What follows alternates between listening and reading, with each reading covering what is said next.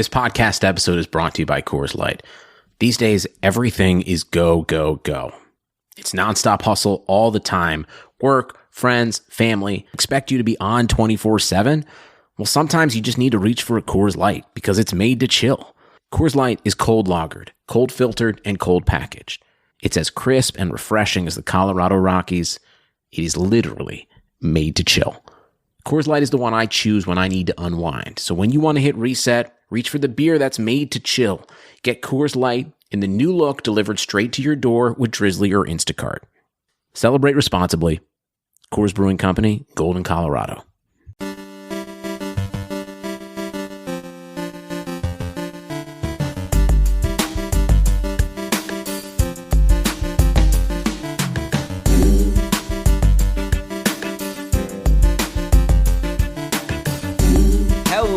Welcome, everybody, to a special bonus episode of the Keeping Karlsson Fantasy Hockey Podcast. I know normally you're expecting to hear Ben and Lewis here for short shifts, but we gave Ben and Lewis the day off because I've got a very special guest for you all today. We talked to this person going into the season. He's a goalie expert. He watches all the goalie videos. He knows everything there is to know about goalies in the league. So I figured halfway through the year, we got to get him back to get a mid-season update and some new goalie tiers. So welcome back to the show, William Nadeau. Hey, what's up, Elon? Thanks for the invitation again. Yeah, I mean, we had great feedback the last time. It was really fun getting all your takes. A lot of your very prescient takes, by the way. I think you were calling Kevin Lankinen to be a starter in the league this year, way before anyone else. It'll be fun to get your updated Kevin Lankinen take here, as well as for all of the other goalies. So maybe before we get into like the specifics of our plan of like ranking goalies, maybe you could remind people about your credentials and like what you look for when you're looking at goalies. Yeah, for sure. Yeah, I'm trying to maybe help the listeners to get better in analyzing goalies.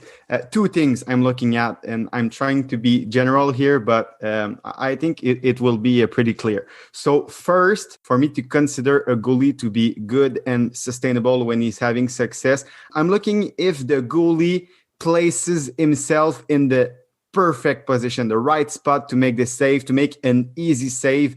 We talked about it last time, Elon. I think you remember the Freddie Anderson game or something like that. Right, yeah. I went to a game where I saw Anderson just stonewall the Islanders and didn't even look like he was working that hard. Yeah, exactly. So the saves should be easy if the goalie is smart and lines up square.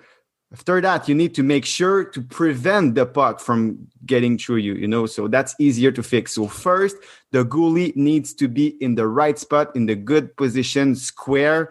And after that, well, maybe it seems logical, but still he needs to make sure to prevent the puck from getting through him. So save the puck, actually. So that's the easier part to fix. So two things. The most important one is really the position and being in the right place, because to do this, you need to be smart, athletic, quick, and we talked about it too last time, in a good mental state. So it's very, very important, because when you're playing goalie, you have so many things to think about on the ice and analyze and looking at players. So you need to be calm and confident. And when a good goalie, we know he's good, we know he's talented, like Carter Hart now, when things doesn't seem right for him, it's just because he's not in a good mental, maybe a mental place or mental position. So he's not calm, not confident. He starts to cheat a little bit. So you want a goalie who's not cheating. Because at this level, Elon, you can't just rely on reflexes. You need to be smart, trust your feelings, your gut. And I think that's the main thing. So be in a good position, make the save. And to do this, you need to be smart, quick, in a good mental state, athletic, and don't rely only on reflexes. Okay, makes sense. And it's wild because, like, when I'm looking at goalies, I'm just basically looking at the stats, but you're not only looking at all of the stats to measure these goalies. You know, Brian's looking into the even strength save percentage and all of these types of things, but you're actually not only following the stats. I know you play fantasy, you know all that stuff, but you're also like watching these games, so you have this like extra insight into how good these goalies are. Carter Hart is going to be a very interesting guy to get your thoughts on. I guess you remind me of when we were talking before about Matt Murray, right? You were saying how like Matt Murray like has some good technical skills, but maybe there were times on Pittsburgh where it just felt like he was like out of sync, or like maybe didn't have a lot of resilience after having a bad start. Now we're going to learn if someone like Carter Hart is able to bounce back from a rough stretch like this. Yeah, and that's something we see when the goalie is not confident. He starts to rely more and more on his reflexes and trying to make the big save, and that's when things get worse finally for him. So. Okay, yeah. So, and then we'll dig into some of these goalies as we go. So the plan for today, Brian and I, every single preseason, do what we call Smörgoåliesbord, where we break all of our goalies into tiers. And the whole idea there, instead of just ranking all the goalies, we sort of split them into like, these are the tier 1 guys here, these are the tier 2 guys. And the reason is because we know it's very hard to predict goalies. So like, you know, we say these guys are probably all the same. Like, flip a coin between all of the players in tier 3, for example. And so now we're thinking it's midway through the season. So why not just do a brand new Smörgoåliesbord? The first time I've done it without Brian, so it'll be a new experience for me. And I see that you've prepared a list of goalie tiers that you're going to be presenting on the show. So I know we've done a lot of preamble. Let's do a little bit more. Let's just discuss, like, what are you looking for in terms of putting the goalie in their tiers? Like, I assume like someone like Ilya Sorokin looks like he's a really good goalie, but he's not going to be in tier 1 just because of his situation and in tandem with Varlamov. So like, what would you say are the keys to a goalie ranking high in this tiered list? Yeah, I think it's a combination of two things, like skills, talent, and being in the right spot with a good team. Like Sorokin is a great example. Maybe not in the perfect spot because there's Varlamov, but the guy is so damn good that he needs to be in a maybe upper tier. So maybe we can talk about it a little bit later. But yeah, that's the couple of things that I'm looking at. You know, Matt Murray is, I mean, a good goalie, but in Ottawa, maybe not the best spot. So yeah, he's in a lower tier because of that. Right, yeah. And of course we can, like, as we go, keep in mind there's different league formats and maybe some leagues that only count wins. You know, we're not going to care so much if the goalie lets in a lot of goals if their team gets the win, as opposed to a league like the Cupful where we focus a lot more on their save percentages. So I guess this is, we're assuming like a general league that maybe counts like, let's say a categories league that counts like wins, save percentage, saves, and goals against average. So you're like, you want quality, you want quantity, and you want wins at the end of the day. And we could always comment if there's goalies that we would move up or down depending on their tiers. But why don't we just get started then? Who do you have in the top tier of fantasy midway through the season? And hopefully this will be like good advice for people, right? Like you'll be able to listen if you have a goalie that's in tier 7 and there's one of the goalies in tier 6 is available in your free agency. This is going to be your chance to get advice from Will about if you should maybe make that swap. But let's start way in tier 1. This guy's, of course, not going to be available anywhere. Yeah, you know, we won't take too much time talking about him. He's perfect. He's very, very good. The best goalie in the world with a good team, Andrei Vasilevskiy. The tier 1 is the Andrei Vasilevskiy tier.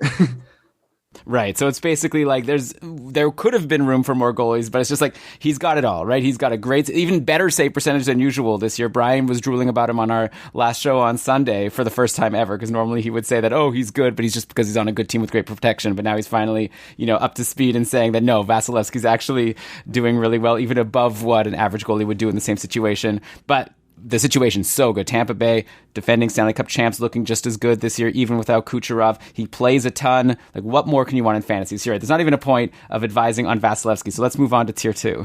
Yeah, absolutely. And the tier 2, I only have one goalie there too, because I really think that he's ahead of the bunch. It's Connor Hellebuyck. I had a couple of doubts about him because, you know, we talked about how the Winnipeg Jets defense was pretty weak, but with the arrival of Pierre-Luc Dubois and really Neil Pionk has been pretty impressive. So I think Connor Hellebuyck now needs to be in his own tier. Not with Andrei Vasilevskiy. I think we need to separate them. So, Connor Hellebuyck tier 2, the only guy for me there.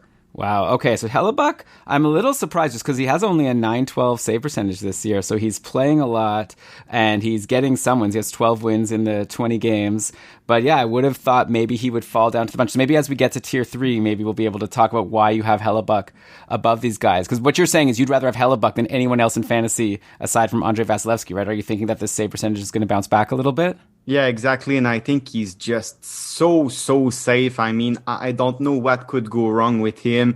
The Jets are good. They looked amazing, especially in the last couple of games. So, yeah, I think with Hellebuyck, you can just throw him in your lineup, close your eyes, and, care about other players in your lineup. And I think that's pretty nice to have in a goalie. I see. So it's like, even if maybe he doesn't put up the, last year, 922 save percentage in his Vezina winning year, you're saying like, but the thing is, you can just rely on him. You're not going to be stressed about him. We have Carter Hart, who you brought up before, who like we thought someone you could set your watch to, and now clearly he's causing his managers to panic a bit. So you're saying Hellebuck maybe gets a boost just because we know he's reliable, he's a volume guy. So I'll take it. All right, so let's go on to tier 3. Yeah, tier 3. So it's guys, I'm pretty confident that nothing could go wrong for them, but maybe a little below Connor Hellebuck. So I have Jordan Binnington for who I traded for. I traded for him. I gave Kevin Fiala for Binnington, but I really needed a goalie. So, we'll see. But Jordan Binnington, tier 3. Followed by Marc-Andre Fleury, who's maybe, the second best goalie in the NHL this year. But with the return of Robin Lehner, it will be interesting. So that's a little bit worrisome for Fleury. There's Jacob Markstrom too, and Frederick Anderson. So Binnington, Fleury, Markstrom, and Anderson in the tier 3 for me. Okay, interesting. Yeah, so Fleury, I'm curious to know, like, did you have any hunch that Fleury would be able to have this season that he's been having? Like last year, he was, a backup in the playoffs to Lehner, and Fleury like didn't have such a great season, and now all of a sudden out of nowhere, he's been like one of the top goalies in fantasy, and the only reason we have him down in tier 3, I'd imagine, because it's a great team, he's been playing a lot, but just because we assume that Robin Lehner is at least going to be somewhat as good as he was before and push for some starts. It'd be crazy if they signed him for all that money and then not even play him. But I'm curious to know, how surprised are you with this season from Marc-Andre Fleury? Yeah, and Vegas even tried to trade him before the season because of his contract, and nobody in the NHL wanted him. So I'm so happy for Fleury. Listen, 943 save percentage, 81 quality starts percentage. So it's very, very, he's good. And, Vegas is good. Lehner will be back, and that's why he's in tier 3 and not 2 or 1, because the stats are there. He's very good, quite old, 36 years old, but doesn't seem to affect him. So I'm confident. And if I'm surprised, not that much, because we saw it in Pittsburgh when he had pressure to perform.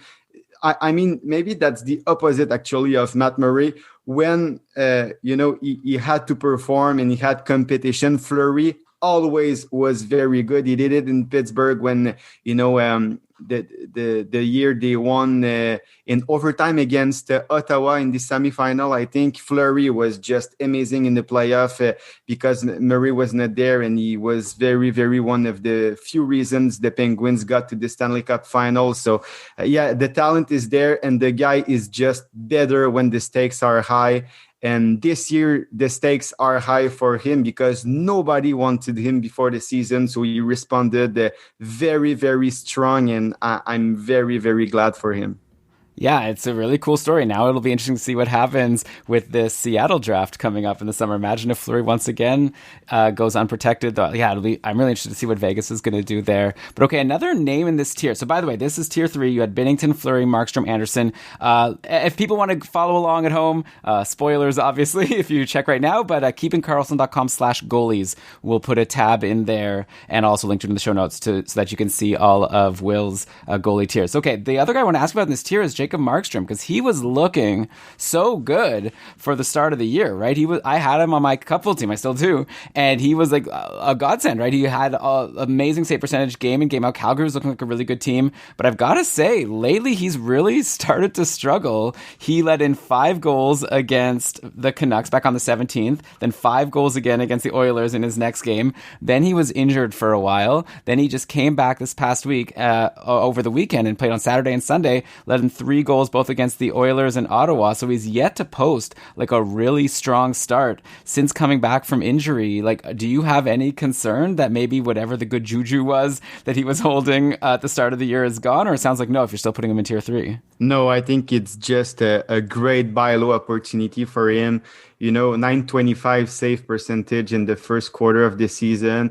A rough stretch, yeah, but who doesn't have cold stretches? So that's a great buy low opportunity, I think, for Markstrom. And a little bit like Hellebuck, I think it's the kind of goalie you can put him in your lineup, close your eyes, and care about other things. He's really, really reliable. He has the contract, the confidence of his organization. He was an MVP for the Canucks last year. And we see that this year it's pretty rough for them without him. So, yeah, Markstrom, I'm very, very confident in him. And I think one of the safest goalie out there. I'd probably even take Markstrom before Anderson for, safe percentage, but not for wins, obviously.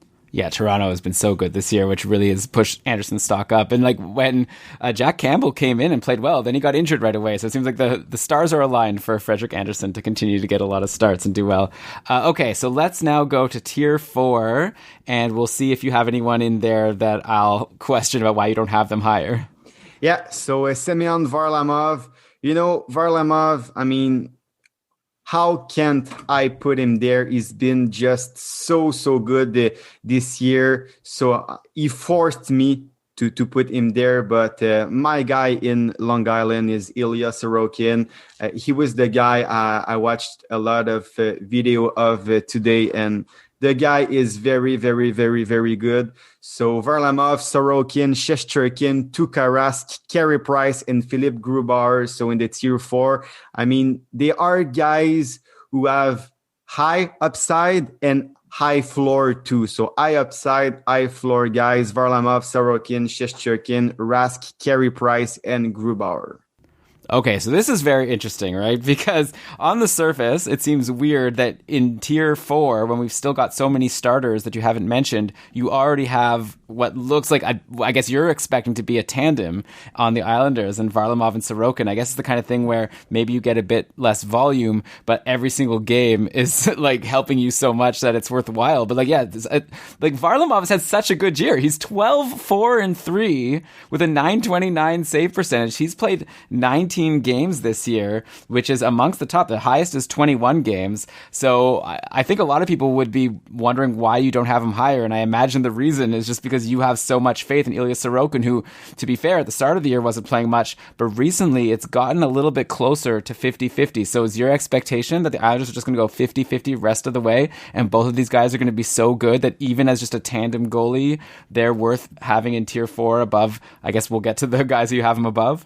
Yeah, and maybe like Merzlikins or Korpisalo last year. I mean, when they play, they will give you a good performance. And I put them both in tier 4 because I know that if there's an injury to one of them or one of them starts to falter, I think the Varlamov would be my choice for that. But I mean, if there's an opportunity, a window for one of them, I know they will be one of the best fantasy goalies. So I don't want to get caught having Sorokin or Varlamov in tier like 6 or 7, and one of them gets injured, and finally Varlamov or Sorokin is a top 3 goalie. So I'm playing it pretty safe with that. My choice would be Sorokin, but I mean, how can't you consider Varlamov with how he's played this year?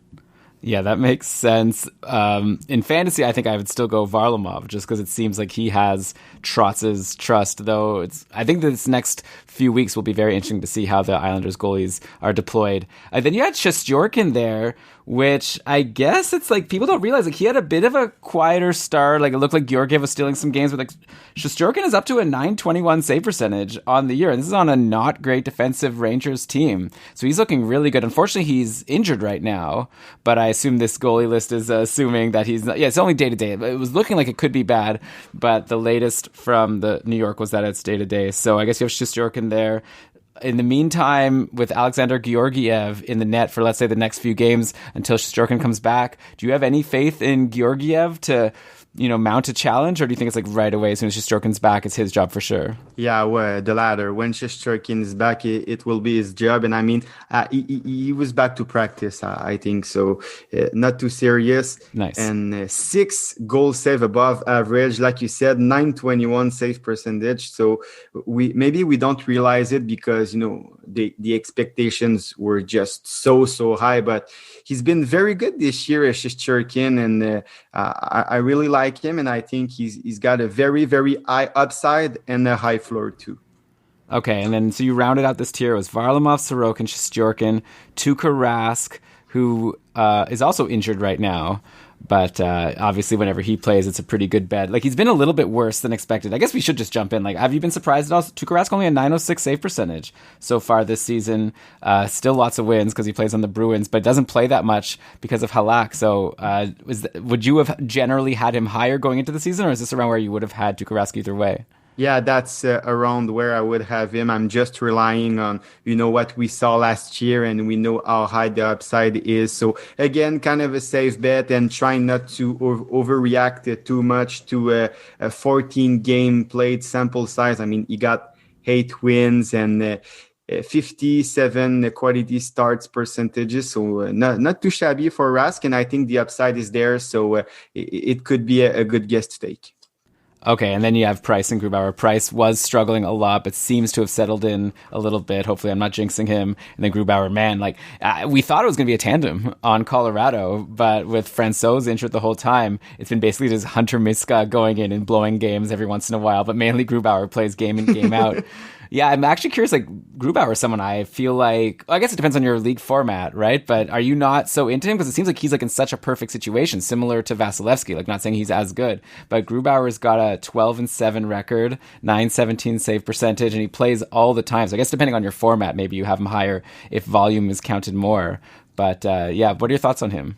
Yeah, exactly. I think for him, it's the perfect situation. Maybe not the most talented goalie. I mean, you put Ilya Sorokin in his position, and I think they could be two very different goalies. He's pretty good. I'm anxious to see, I'm looking forward to see what could happen when Francouz is back. But I mean, the news are pretty slow to come for him, so I don't know.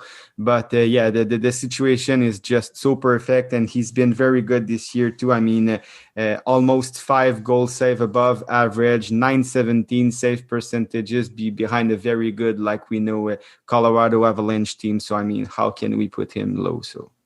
Yeah, I mean, I would love to get Grubauer in any of my leagues right now just because of that situation. You're right. The season is slowly slipping away, and Francouz, no updates at all. So at this point, I wouldn't be surprised at all if he's just out for the whole time. And the difference between maybe a Grubauer or a Binnington, Markstrom, or Anderson, or maybe even Fleury, because he's been just so good, it's that I can see something maybe could go wrong for Grubauer, if Francouz is back and he's just lights out, and we see what we saw last year. So maybe a little bit more risk involved. And for Binnington, Markstrom, and Anderson, I can't see them losing their jobs. So maybe that's the difference between the tier 3 and 4. Okay, that makes sense. And let's now see who's in tier 5. I see some interesting names here. Yeah, maybe a surprise, but I continue to believe in him, Sergei Bobrovsky. I put the 2 injured guys who have a very, very high upside, Robin Lehner and Darcy Kemper. I have Elvis Merzlikins and Kevin Lankinen too. Wow, okay, so many places I want to go here, but let's start with Bobrovsky and then work down the list. So Bob is not having a good season overall, of course. Still with a hot streak recently, he only has a 905 save percentage in 13 games. It looked for a little bit like Chris Driedger would maybe steal the job, but in the last, 6 games, Bob has just taken over, and he's got Quenneville's trust now. He's getting a lot of games, which is good. And these last few games, we're looking at 2 goals against in the last 2 against Columbus and Nashville. He had another gem earlier on against Dallas. So are you thinking that, because I actually still have Bobrovsky in free agency in a couple of my leagues, is it time to completely pounce? Definitely all the other guys in these two. Actually, I have a couple other people. Elvis Merzlikins is available in some leagues also, so we'll get to him. But Bobrovsky, a couple weeks ago, I would have had him 5 tiers lower potentially if he wasn't even going to be a starter on the Panthers. But now, yeah, the Panthers are looking like a decent team. And what do you think happened with this guy? He stunk last year. He stunk for the beginning of this year. And now in these last 5 games, that's enough for you to be convinced that he's going to be back to the Bob of old from when he was on Columbus? Yeah, and he's one of the goalie who made me look bad from my takes from our previous episode. But I'm a firm believer in Bobrovsky. I believe in the talent, and the Panthers are pretty good this year, like we know. Maybe it was just a very long slump, but now he's back, like you said, 926 save percentage in his last 6 starts.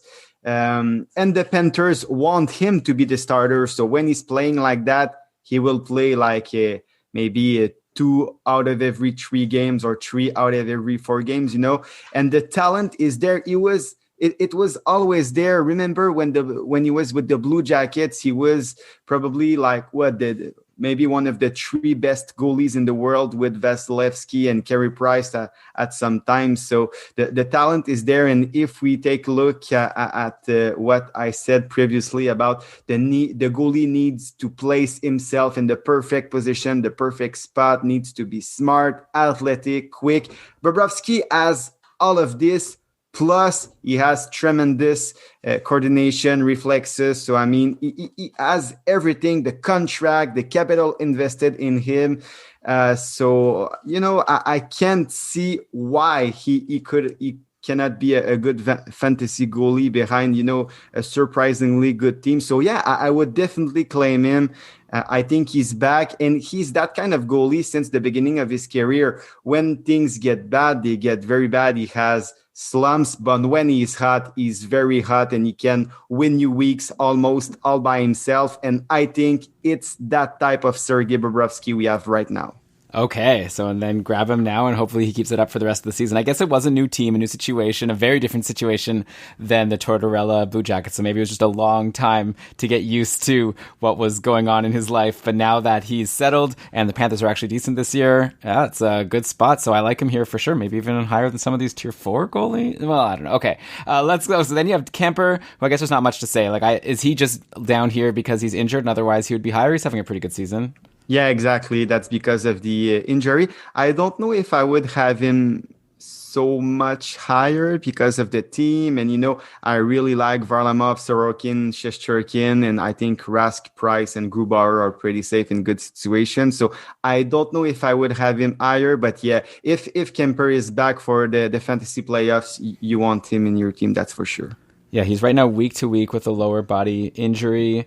But on the season, 7 wins, 7 losses, 2 ties, and 914 save percentage. Okay, not lights out like he was in previous seasons, but I guess we can't have him any lower. Obviously, if you could just stash him in your IR, then you don't have to worry about it. Maybe grab one of these other gems that you're going to bring up. So Merzlikins is interesting, right? Because he was injured for a while, and when he was healthy, he's been struggling just like Korpisalo on this Columbus team that all of a sudden isn't a great defensive team anymore. It's out of nowhere.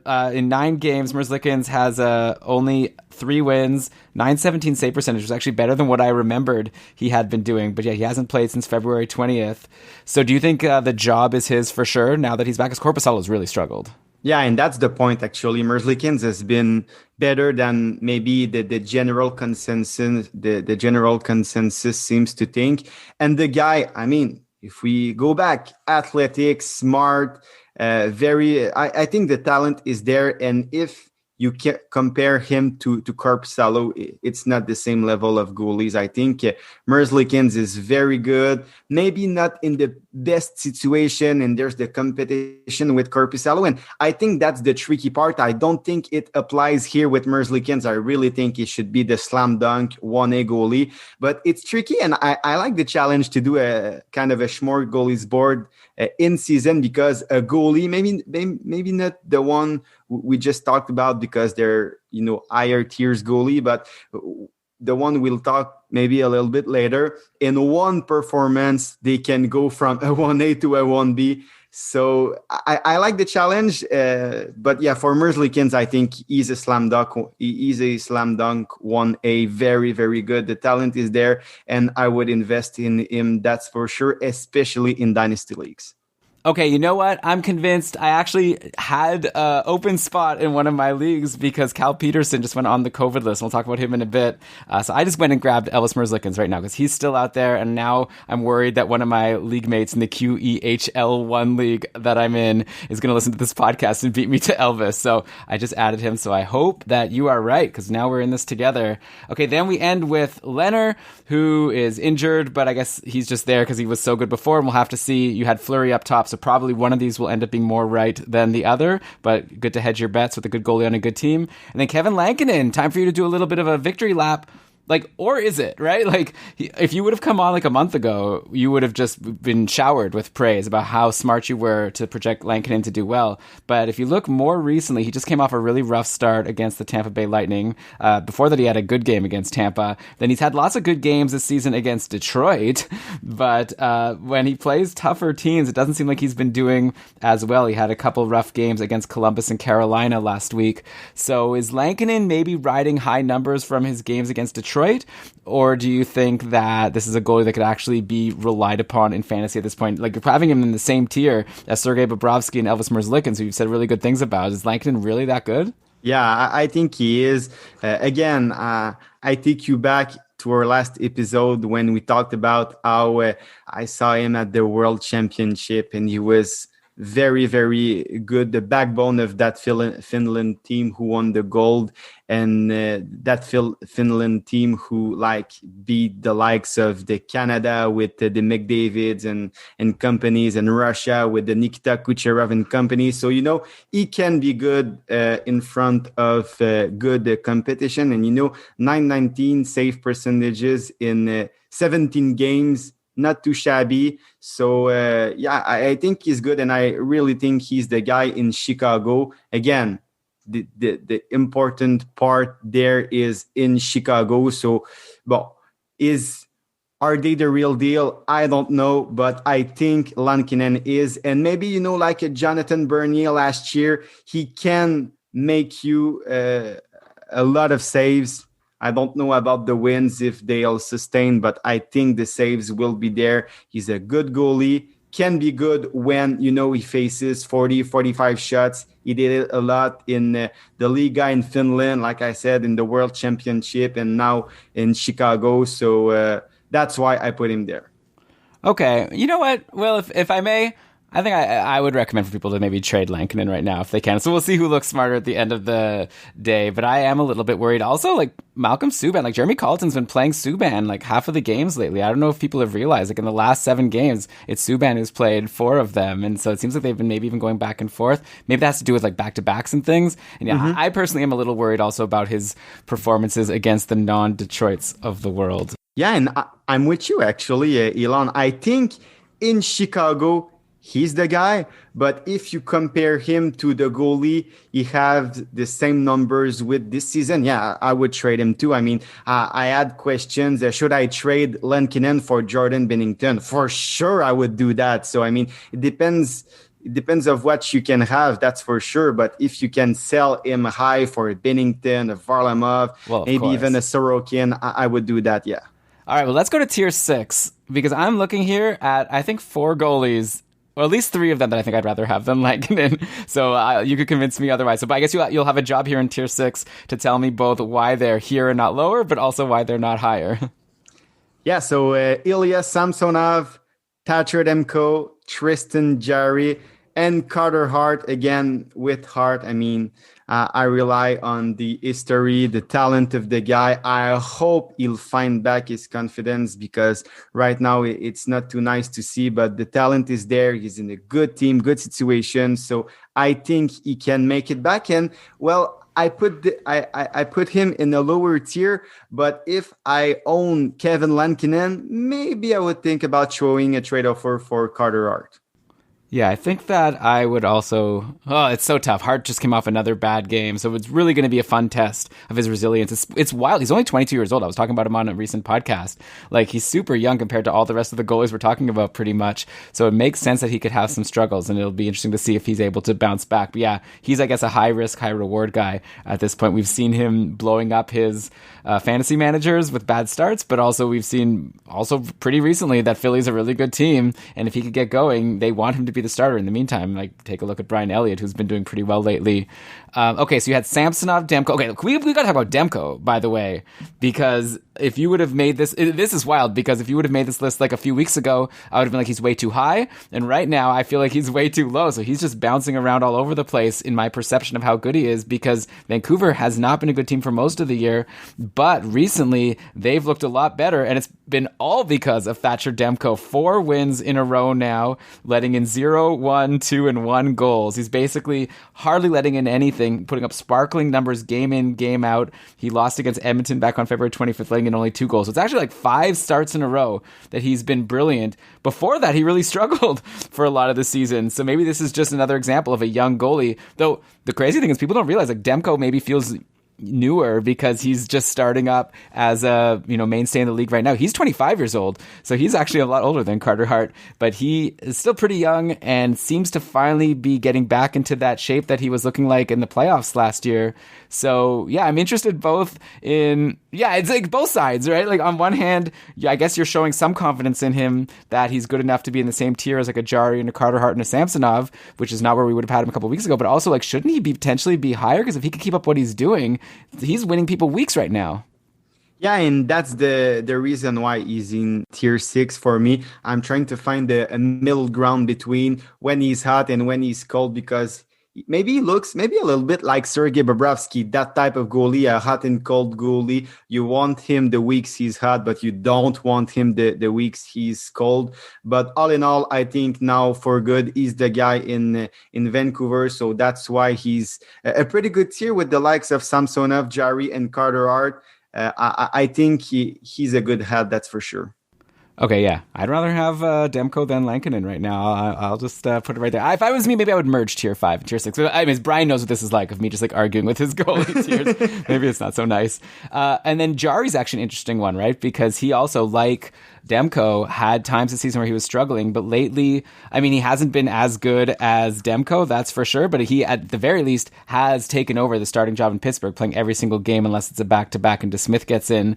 So this was actually something, I guess you predicted that DeSmith might be a challenger in our last episode, and you were looking again like you were spot on early on in the year, but this one is starting to look like less and less of a good prediction because it's been all Jari all the time, and he finally had a good game against the Rangers a couple of days ago, letting in only 2 goals on 35 shots. So rest of the way, I think I agree with you with Jari here. Do you think that he's now, like, do you still have faith in Casey DeSmith stealing starts, or do you think at this point it's for sure Jari the rest of the way? I think it's for sure Jari, but one cold stretch could change everything. So I think, again, he's that kind of goalie, pretty inconsistent. And I think if I have to find 2 goalie with the exact same value, I think that Demko and Jari are pretty close to that. I think they really are very, very, very similar. 2 goalies.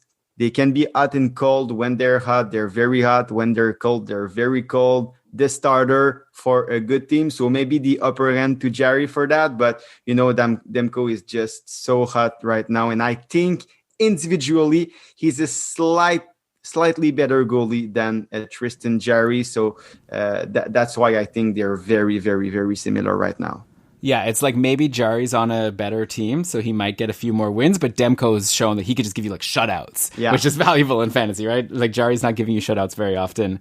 And I guess we've got to talk about Ilya Samsonov, who was out for a while with injury, and in his absence, Vitek Vanacek came in and for a long stretch was looking like he was maybe stealing the job. But now here we are, and you're putting Samsonov in tier 6, and we'll see how far down we have to wait before you bring up Vitek Vanacek. So you seem pretty confident that Samsonov is going to be the main guy rest of the way? Yeah, because the talent is there, and I trust the talent, and he's been very good since being back from that COVID thing, and I think that was a big worry for me. That COVID thing, he seemed to have been hurt pretty bad by that. So, but right now he's very good. He had good performance. The talent is there. He's behind a good team, so he really deserves to be there. The only reason why he's not with the likes of Bobrovsky, Merzlikins, Varlamov, or Shesterkin is Vitek Vanacek. I think he was pretty good pedigree, and if Samsonov has a couple of bad starts, it won't be too long before Vanacek gets a run. So that's the reason why he's in tier 6. But yeah, the talent level is there,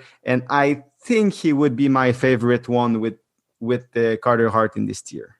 Okay, yeah. Well, Samsonov, first of all, he's on Washington, which is always good, a very good team. And like you said, yeah, since he came back from being on the COVID list, he led in 2 goals against the Devils, and then he came in relief for a game against Boston, and then his most recent game against Philadelphia stopped 36 of 37 shots, so a real gem. So yeah, Samsonov is definitely back at 100%, and I think he's another one of these guys that might still be in free agency in some leagues, and people should take a look, because like similar to Bobrovsky, you may in your head think, oh yeah, this guy's kind of lost his spot, but it seems like he's pretty much gotten it back right now, just like a Tristan Jarry. Hey everybody, Elon here. You know when you have a mediocre player on your fantasy team and while you clearly should have dropped him a long time ago, you just hang on and watch as everyone else gets all of the best free agent ads while you still have Zach Parise on your roster?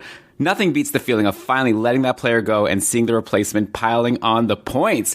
Well, I have a feeling some of you are going through the same thing with your sheets. You know who you are, having the same few pairs of sheets since just after college that you never liked, but you just keep washing and putting back on your bed every week or two. Well, thankfully, you have Keevan Karlsson to tell you to drop your snoozers and our friends at Brooklinen to help you upgrade those sheets. Brooklinen was started by Rick and Vicky, who were trying to find beautiful home essentials that didn't cost an arm and a leg. And when they couldn't, they founded Brooklinen as the first direct-to-consumer bedding company. They work directly with manufacturers to make luxury available directly to you without the luxury-level markups. Brooklinen has a variety of sheets, colors, patterns, and materials to fit your needs and tastes. Brooklinen has over 50,000 five-star reviews and counting, and they are so confident you will love their products, they even offer a 365-day money-back guarantee. And Brooklinen is so much more than sheets. They've got comforters, pillows, towels, even loungewear, and more. And if all that isn't enough, Brooklinen is even offering a special offer to listeners of Keeping Karlsson. Go to brooklinen.com and use promo code Karlsson, as in Eric Carlson's last name, to get $25 off when you spend $100 or more, plus free shipping. That's BROOKLINEN.com and enter promo code Karlsson to get $25 off when you spend $100 or more, plus free shipping. Brooklinen.com and use promo code Karlsson at checkout. All right, so that's tier 6. We still have a lot of starting goalies in the league left, so I'm curious when they're going to come up. So let's go to tier 7.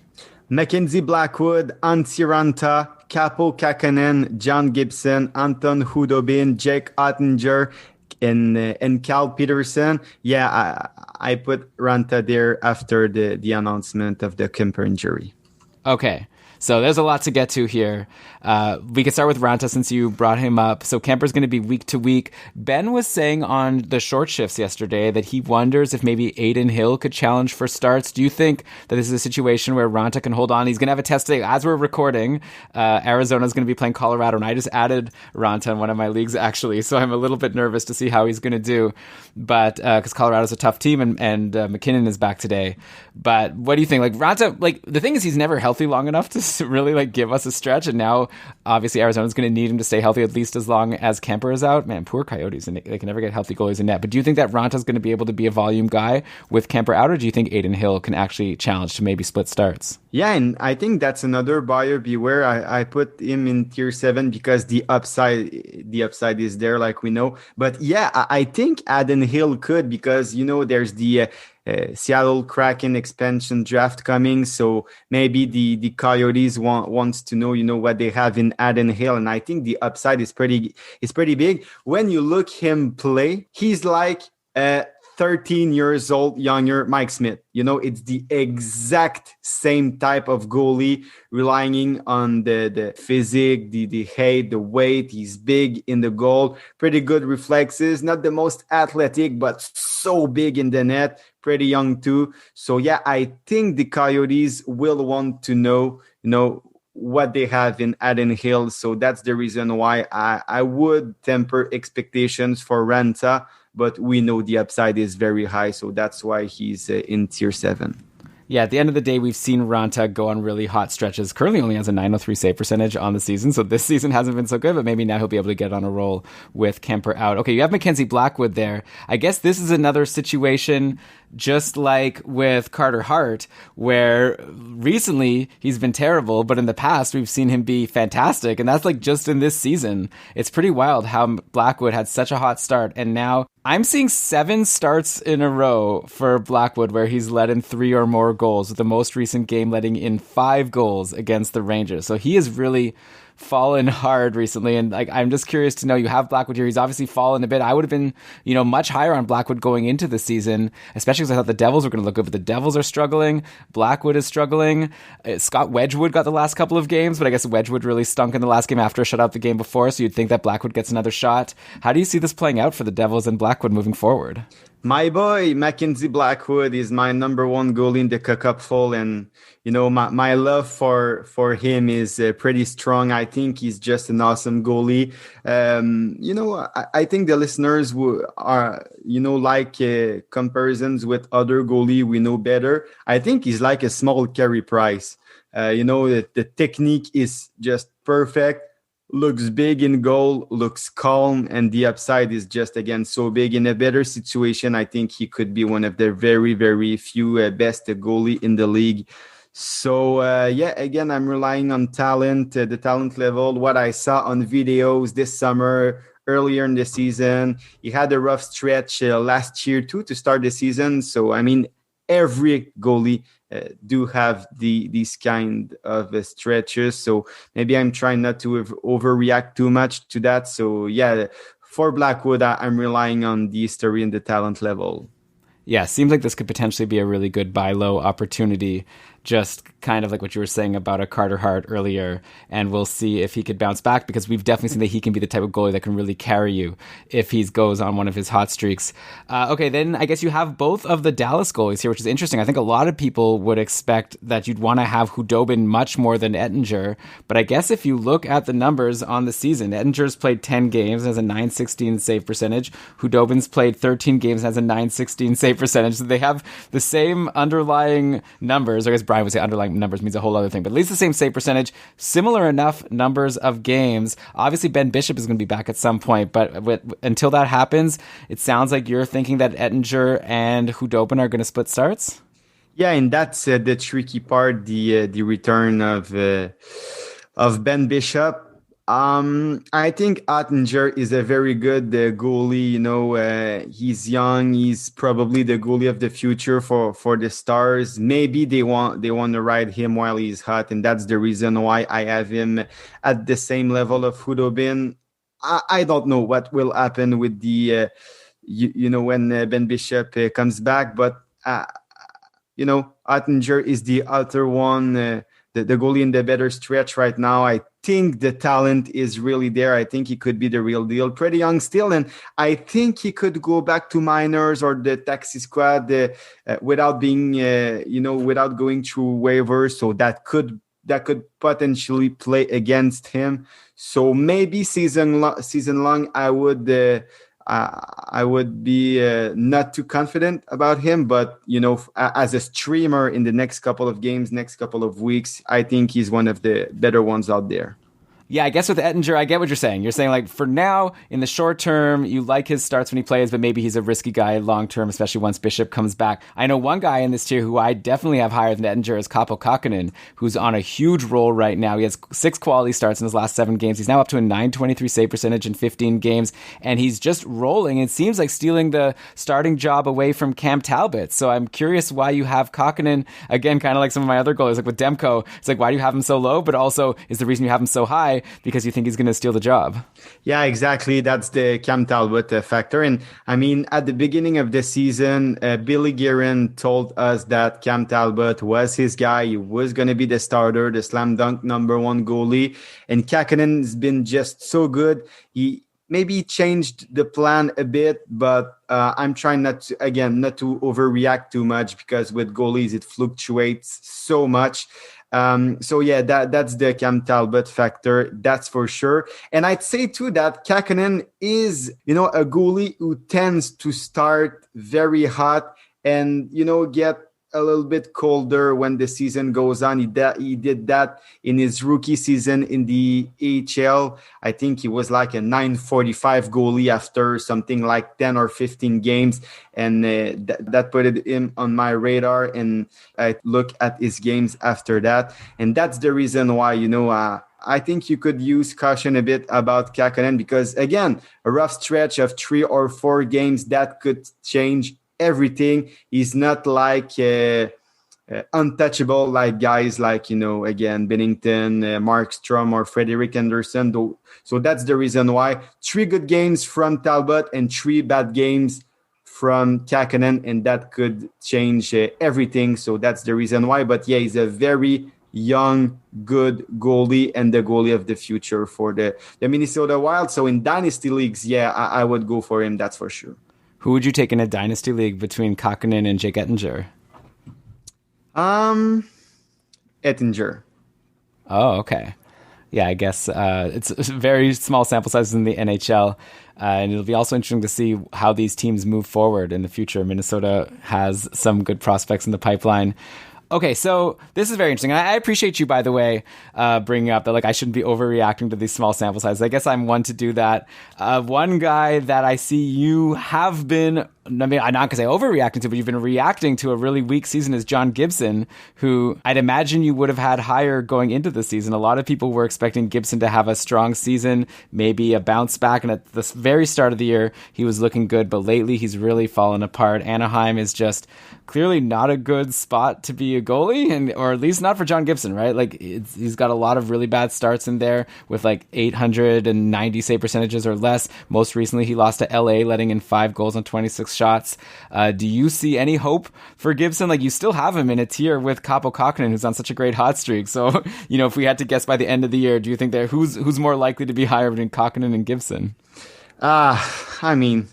Depends. If you want to shoot for upside, go for Kakkonen. If you want the safety belt, you want safety, you want the floor, you go for Gibson. And I think John Gibson is the hardest goalie to put in a tier or to evaluate because, again, the talent level is just so high. It's easy to say, I know, but you put Gibson in Long Island in the spot of Jordan Binnington or Markstrom or Hellebuck or Vasilevsky, and he would be as good probably as these guys. Maybe not Vasilevsky or Hellebuck, they're exceptions, but you got the point. In a good situation, I'm convinced he would be very, very good and valuable.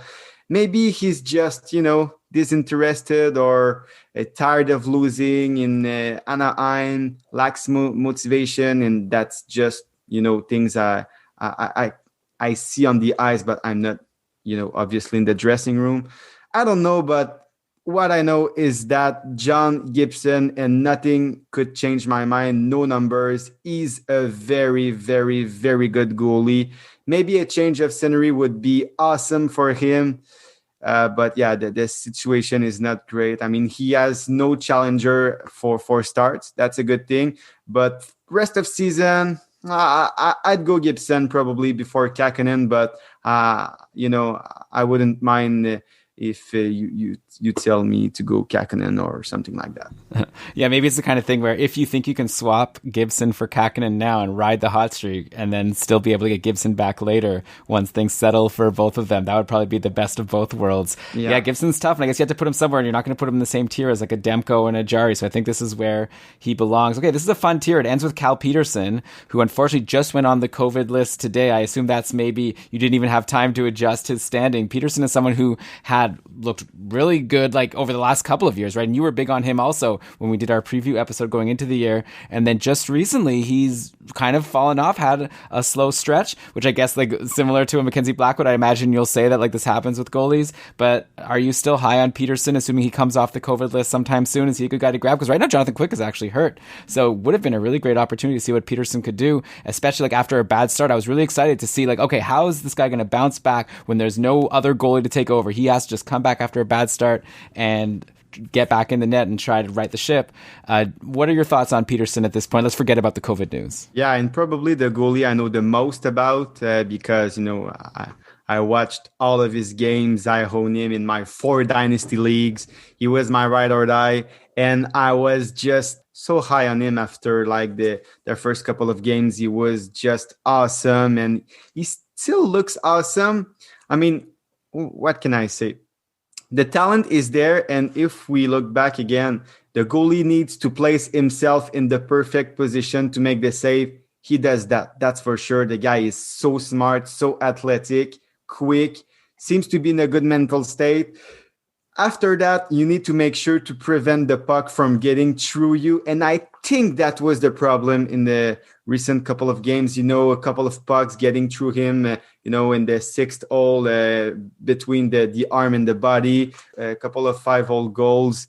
I think he has, and for Chris Driedger, who we will talk about a little bit later, I think that's the main point too.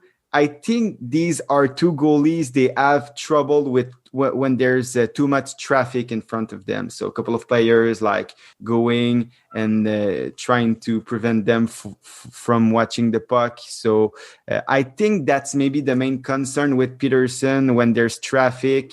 Same for Driedger, but all in all, very, very good goalie. The Kings are pretty impressive this year. So yeah, Cal Peterson, a guy I really like. In a dynasty, I would take him before Kakkonen, but right now, yeah, you got to go for Kakkonen, that's for sure. Okay, and like Jake Ettinger, who you had above Kakkonen, how would you compare him to Peterson in a dynasty? I would take Peterson before Ettinger. I would take, I didn't made any bold take. I think today I made a couple of them in our last show.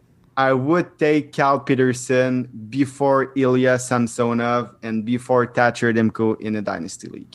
Wow. Okay. So I guess that's a pretty hot take right now, though a lot of people have said that LA is looking really good with some of these prospects. So in a couple of years, Quick is gone. Peterson should be the sure starter on a really good team. So I think that makes some sense. Like Washington with Samsonov, what are they going to be like once Backstrom and Ovechkin start to finally trail off? Even though Backstrom's like the best he's ever been right now. But I wonder if, Washington's not going to be as appealing of a place in Vancouver. Like who knows with them and Demko. I think that's like a decently hot take, but I don't know if I'd give that too high of a score. I actually think that I've heard a lot of people with that opinion. Okay. Maybe though also I'm affected by the fact that I talked to you and you already told me something similar about this in the last show. Yeah, maybe. Okay, so now I think we're pretty much done with goalies that are likely rostered in a lot of leagues. And now we're going to get into some goalies that might be available in free agency. And I guess there's a good reason because they're all the way down in your tier 8. I'll be curious to see if I notice any goalies here who I'm still seeing rostered in a lot of my leagues. Maybe that'll be a sign that some people are snoozing on these guys. Who do you have all the way down in tier 8? UC Saros, who's my favorite one of this tier. Jonas Korpisalo. I can't believe I'm going to say that, but Mike Smith, I mean, he's been pretty good, and he's Dave Tippett's guy, as we know. Jake Allen, not a lot of starts, but quality starts. Matt Murray, Yaroslav Alak, who could get a bump if the Tuukka Rask injury is pretty significant. Cam Talbot and Peter Mrazek when he'll be back.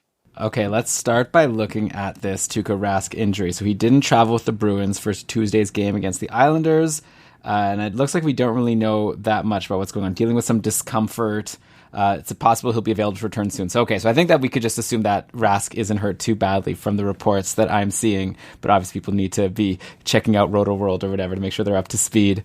This is interesting. I think to me, the highest upside guy here has got to be Petr Mrazek because Carolina is such a great team and he was doing so well for those few games before he broke his thumb. Is the reason Mrazek is here just because we have no idea when he'll come back from injury? Because actually, this is the first Carolina goalie that you've mentioned, I believe, which is pretty wild considering this team is like so good. You definitely want all their goalies when they play on a given night, but I guess it's hard to know which goalie is going to be the one to run away with the job. And that's why we're only getting to one in tier 8, and it's the one that's injured. Yeah, and that could be three-headed monsters with Nedeljkovic being very good right now. So that's the main problem. And, that sucks because I love Carolina so much as a team. And if they could have, a Samsonov or a Demko or, a Kemper as a goalie, that could be, the perfect scenario, having a real workhorse number one goalie, but that's not the case right now. Mrazek has been very good this year, but, if you take a look at the history, not the biggest upside, and that's the team of my tier 8, pretty low upside and okay floors.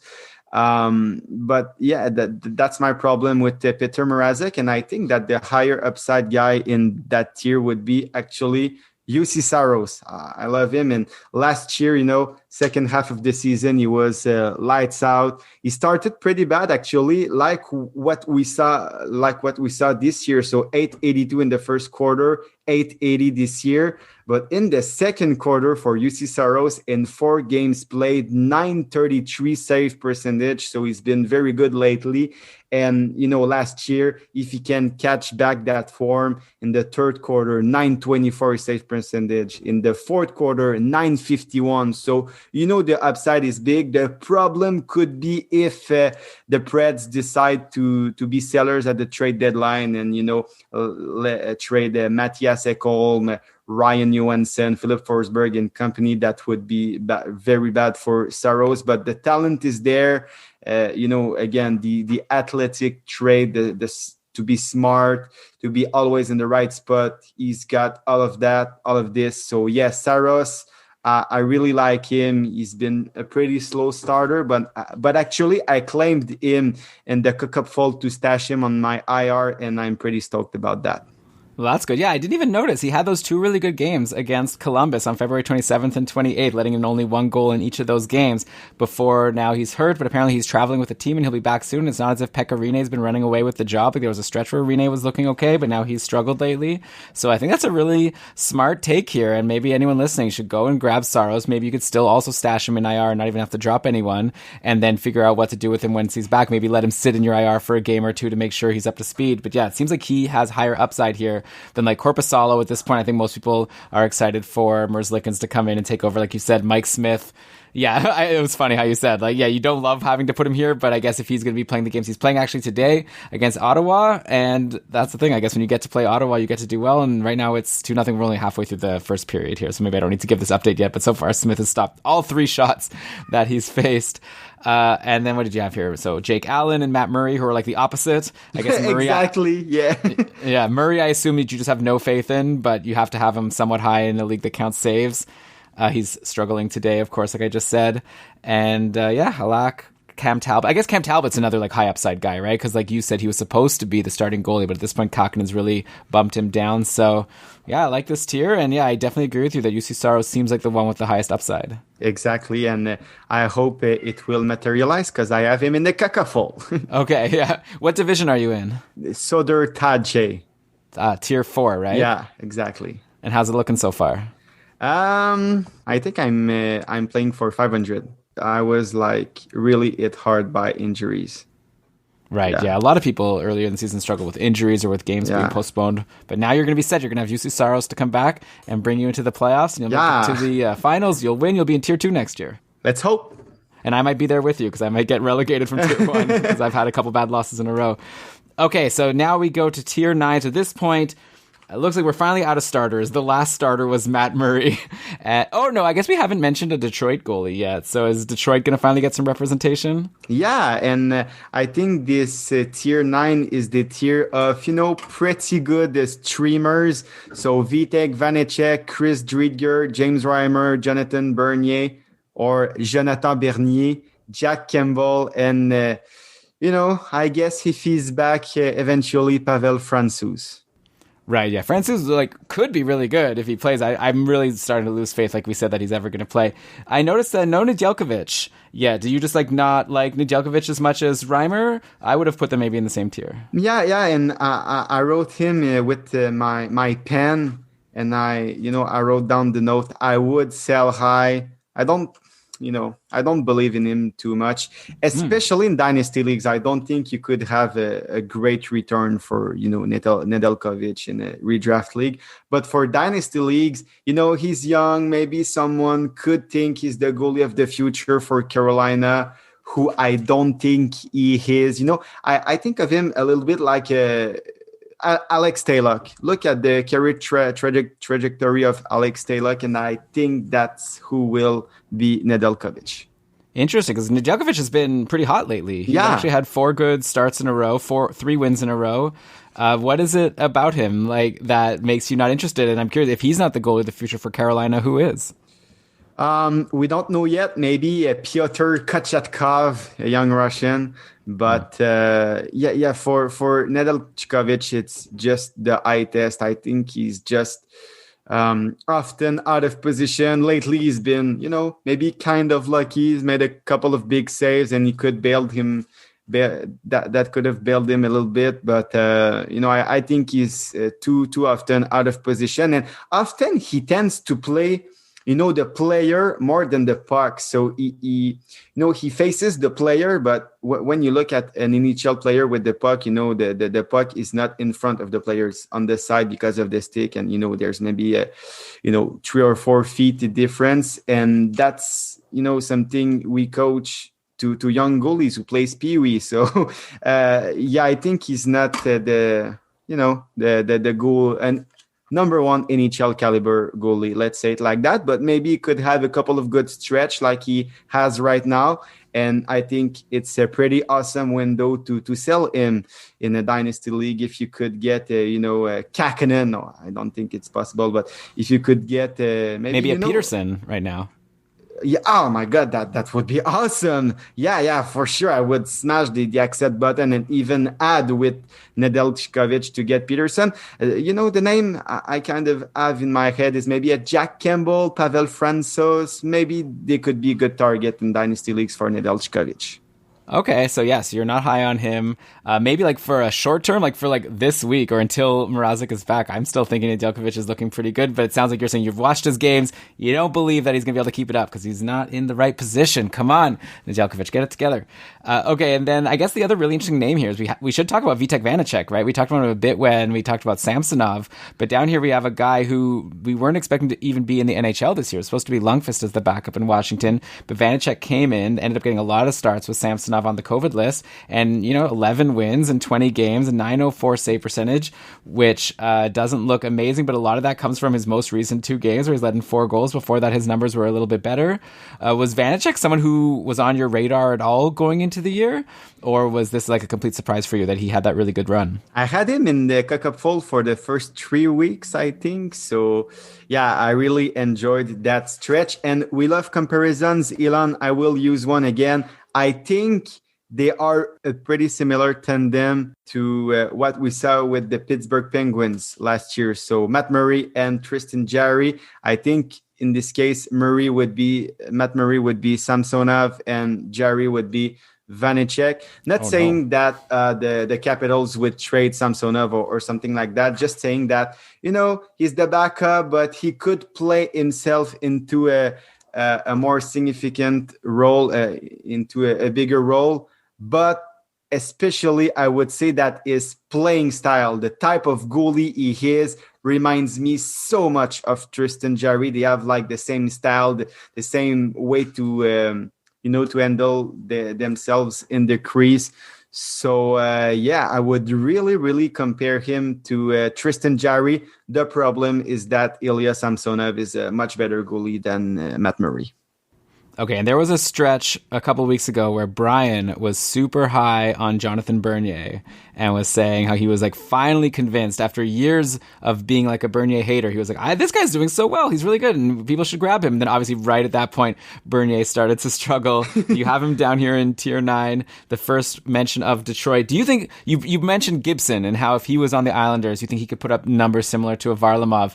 Is Bernier obviously not that good, but like, is Bernier like a better goalie than he gets credit for just because he's on this bad team, or do you think he pretty much has the rep that he deserves? No, I think he's a pretty good goalie, actually. The problem is just, the situation. I could never talk myself into playing or activating a Detroit goalie, especially when, there's negative point for goal against or some things like that. But, there was games where I was really, really impressed by Bernier's game, especially, maybe it's the goalie geek again. Nobody will remember that, but there was a stretch of maybe 2 or 3 games last year against the Boston Bruins where Bernier allowed like 1-0 and 1 goal on like 143 shots, something like that. He was just very, very good. And, he really beat the Boston Bruins all by himself. So he has that potential. But like I said, I could never talk myself into playing a Red Wings goalie. But as a streamer, you could do worse, that's for sure. Okay, I think that James Reimer is my favorite goalie in this tier just because of Carolina being so good and like maybe he could end up, especially since you were down on Nedeljkovic. I'm going to propose a trade for you, okay? Yeah. What if we move Reimer up to tier 8 and move Allen to tier 9. Don't you think Reimer is a better bet than Jake Allen since he could potentially get more starts and Carolina's a better team than Montreal? I think they're pretty similar. Yeah, I could do that. Yeah. Okay, maybe leave Allen. Let's put Reimer up in tier 8. Okay, let's do that. Okay. All right, but I think this is pretty much it for goalies that we should care about. Though, actually, no, in tier 10, there is one goalie that you haven't brought up yet that's looking pretty valuable right now, the counterpart of a guy who you had down in tier 6, but is really struggling right now. So why don't you tell us your tier 10, and I'm sure people can maybe guess who I'm talking about that I'm kind of interested in. Pekka Rinne, Scott Wedgwood, Mikko Koskinen, who's just so bad, but that's another thing. Brian Elliott, Braden Holtby, Alexander Gorgiev, and Jonathan Quick, who's actually injured. I'd say that's the tier of the risky streamers. Yeah, so I want to hone in on Elliott, right? Just because with Carter Hart doing so poorly, Elliott's gotten a few more starts lately, and yeah, I guess like 2 of them recently haven't been that good against Pittsburgh. He just had a good game against Buffalo, though. That was in relief, and he stopped 12 of 13. So is Elliott someone who, like, even if Carter Hart struggles and Elliott plays a lot, do you find him just too risky? Like, you don't think that he's a good goalie even on this good team? Yeah, because he has an history of being good as a backup and bad when he's playing like 2 or 3 games in a row. But the Philadelphia Flyers are just so good. Maybe that could help him. And, if you need a guy 1 week in the short term, waiting Carter Hart to find back his groove, his confidence. If if next week the Flyers, I don't know, I didn't take a look at the schedule, but next week if the Flyers plays like 4 games or something like that, yeah, you could do worse, that's for sure. But my confidence is Carter Hart is still through the roof. Okay, yeah. So this week we've got a Thursday, Saturday, 2 games against Washington for Philly. And then I'm bringing up next week. Now I'm over at keepingkarlsson.com/tools. I have a little schedule tool here that I made. Monday, then Wednesday, Thursday, Saturday. So yeah, you might be able to get 2 games out of Brian Elliott next week, especially if Carter Hart is struggling and they don't want to give him the net. So yeah, maybe a good short-term guy, but I would have to agree with you that you'd assume that at some point Carter Hart gets it together and takes the starts. Okay, and then I guess, do you want to finish this off with the final 2 tiers of all? I assume the goalies in these final 2 tiers are guys you don't want at all. Actually, you know what? There's still one team that you haven't mentioned any goalies from. I'm just realizing now. So I guess you'll finally finish off clearing out the teams. Yeah, and that was, that was like maybe a statement from me that I don't want to take a look at the San Jose goalies anymore. So Martin Jones, Devin Dubnyk in the tier 11 with Thomas Greiss, Malcolm Subban, David Riddick, Laurent Brossoit, Adam Hill, who, I could put higher. I mean, I made this list on top of my head. Adam Hill could be higher, I'd say that. And Casey DeSmith. And I will say too, Joey Daccord, and he's in a better tier than Marcus Hogberg. And that was calculated. I think, we'll see. Maybe, again, that waiver thing could change everything. But if Ottawa wants to go with their 2 best goalies, I think they should keep in the NHL Joey Daccord and Matt Murray. I think officially, with what I saw in the NHL this year, a little bit of last year, I think I can officially say that Joey Daccord is a better goalie than Marcus Hogberg. And in a dynasty league, I would absolutely trade Hogberg for Daccord. Okay, well, Ottawa is a team that we are expecting to be good at some point. They've been bad for so long, accumulating all of these prospects.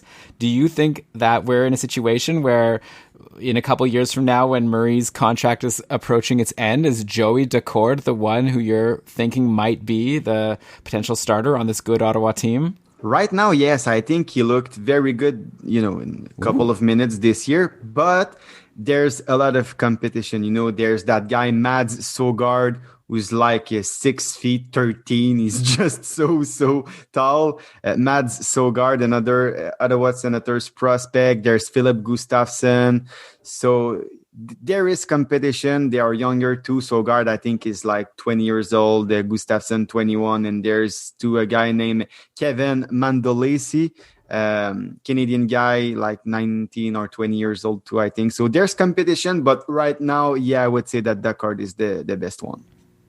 Okay, cool. I actually have him in one of my dynasty leagues, my only dynasty league. So I'm happy about that. Got him with a late pick. Someone just offered me like a 4th round pick in the draft, which is, just for the actual draft coming up for Joey Daccord. It's like, come on, get out of here. I don't want that. I have honorable mentions too because of, the nightmare that are Martin Jones and Devin Dubnyk, especially in dynasty leagues. If there's a way for you to stash him, I would absolutely do that. And if you have a deep bench, maybe for this year, maybe that could pay big.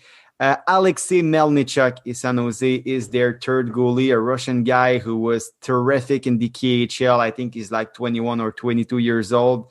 I watched a lot of his videos, game tapes, and he looks actually pretty good, pretty square. So maybe, it's not because they're both Russians, but the style, again, the way they play, he reminds me of Igor Shesterkin again. I'm not saying it's the same talent level, but, the playing style and everything. Not the same upside, that's for sure. But yeah, I would keep that name in mind. Alexei Melnichuk, if you see the news that he's been called up and, Devin Dubnyk on the waivers or Martin Jones, or I don't know, that would be probably the good call. Maybe just keep that name in mind, Alexei Melnichuk. And I would take Melnichuk before Nedeljkovic in a dynasty league. Oh, there you go. Oh, yeah. So maybe it's the kind of thing where maybe the Sharks aren't going to waive Dubnyk or Jones. Like, if they haven't done it yet, I don't know what they need to see to make them decide to waive one of these goalies. But maybe if one of them gets injured, obviously you're not going to grab the other one. Maybe that's a good point to go grab Melnichuk, who maybe could come in as the backup and do something. Yeah. All right. Well, this has been a total blast, Will. We've gone through so many goalies. Once again, we're going to put all of your tiers over at keepingkarlsson.com/goalies. And then if people look at that and listen to this show and then want to share some feedback with you on your decisions, we have some passionate fans, especially. I remember last year, Brian and I did a mid-season Smörgoåliesbord, and we actually put David Riddick like lower than a lot of people thought we should. And in the end, we turned out to be right. But I remember we got a lot of heat of like, wow, you totally missed on Riddick. Big Save Dave is good. Obviously this year. And that's a bad thing, actually, for Big Save Dave. I think it's the worst nickname you can have as a goalie because, like I said, when you need to make a big save, that's usually bad news and that's not sustainable. So. Oh, interesting. Yeah, I actually just saw yesterday there was a tweet of this insane save that Younes Korpisalo made where he had to go back with his stick and he stopped it with his stick like behind his back.